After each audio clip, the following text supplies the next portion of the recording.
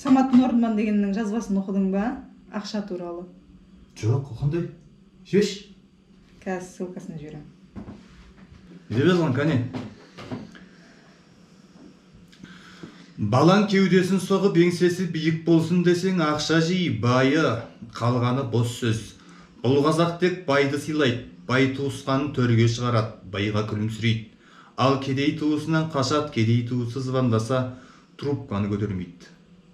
Кедей бақытсыз, кедей өзін о дүниедегі күтіп тұрған рахатпен алдайды. Сіңірдің жұбанышы жұмақ. Ертең өліп кетсең де бүгін ақша тауып кет. Ақшадан басқа бұл өмірде бақыт жоқ. Көпшілік олай айтпайды, себебі біздің қоғамда ақша қолдың кірі деген жалған түсінік бар. 10 қазақтың 9-ында несие, несиені жоршылықтан ал. 10 қазақтың 6-ы үйсіз, үй алатын ақшасы жоқ.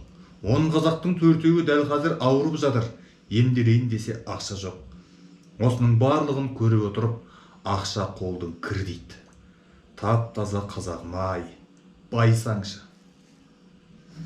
Мә саған, нау не нау? Ешерет комментарий. Ащы шындық дейді. Түстік өмірің болса кештік мал жей, халық даналығы, кітап сөзі дейді.